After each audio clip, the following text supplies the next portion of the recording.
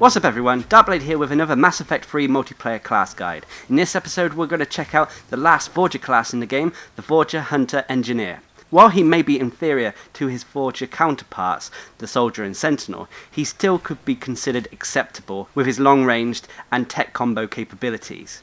Now, like all my characters, I spec the Vorcha Hunter for the harder difficulties in the game. I start by maxing out Bloodlust. I will be going for maximum survivability here, so start off by putting points into health regeneration over movement and melee. Next I put points into weapon damage over power damage. Both are good options here, and I would say it's down to personal preference, as the Vorcha Hunter deals about equal amounts of damage from his weapons and his powers with the build I will be using. Finally, in rank 4 I put points again into health regeneration over melee damage. Next is Incinerate. I put maximum points into this, starting with armor damage over freeze combo. Freeze combo is wonderful if you have a cryo based move, but unless the hunter is using cryo rounds it won't work as well, making armor damage a preferred talent. Next I put points into burning damage over recharge speed. I will be using a fairly light loadout, so the cooldown should be short enough, plus burning damage puts a nice dot, a damage over time effect on opponents.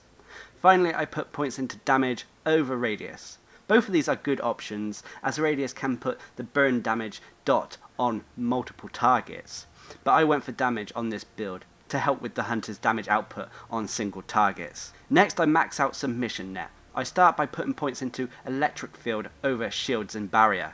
Both are nice, but I prefer the area of effect damage that electric field gives you. Next I put points into damage and slow over recharge speed.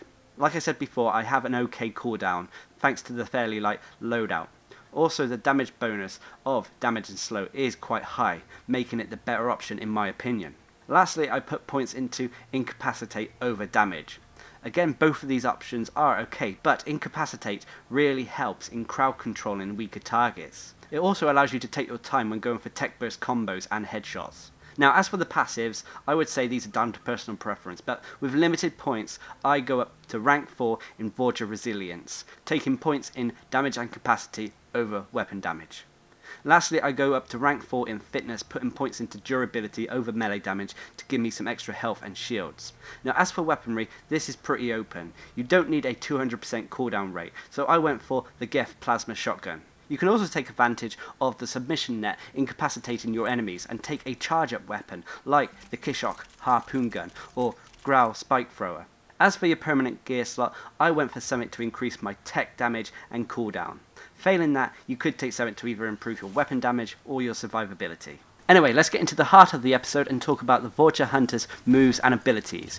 Its first move is a key move available to all the Vorcha classes in the game, and that is Bloodlust. This ability allows the Vorcha to go into a killing frenzy and regenerate their health. Bloodlust will also increase their movement speed and melee damage. Once activated, the mode will stay on constantly until turned off manually. However, it does slow down your power cooldown rate by 60%. The effects of Bloodlust can stack up to 3 times, making the Vorcha Hunter able to take a ton of damage with 3 stacks. You will gain a stack with each kill you get, indicated by the Vorcha Hunter roaring and your loadout being tainted by a red vein effect. You can consider tanking, but you need to make sure you have 3 stacks, or you still might go down easy, especially without maximum points in the fitness tree. However, you do need to be aware that the basic effects of Bloodlust only kick in after you get your first kill. Also be aware that the stacks of Bloodlust only last 15 seconds, so you need to always try to keep them up by getting kills. Going for weaker targets should be your priority before taking on the tougher ones in order to keep your stacks high.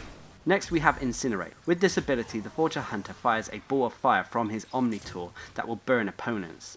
This does heavy damage to opponents' health and armor. Enemies hit will also have their health regeneration abilities stopped, and it will also make the unprotected targets panic.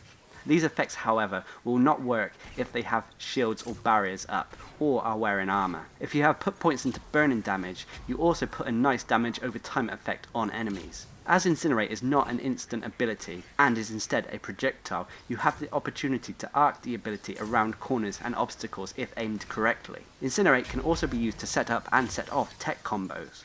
The tech combo set up by Incinerate is Fire Explosion.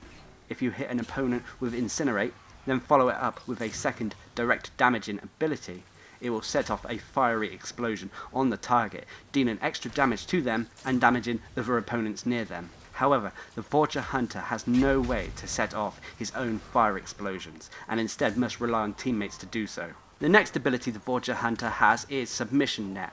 With this ability, the Hunter will fire an entangling electrified net from his Omnitor. This will deal a good chunk of damage to armoured opponents and incapacitate enemies. This ability is a great crowd controlling ability. The submission net will also put a damage over time effect on enemies caught in the net. This can be improved and given an area of effect if points are put into the electric field talent.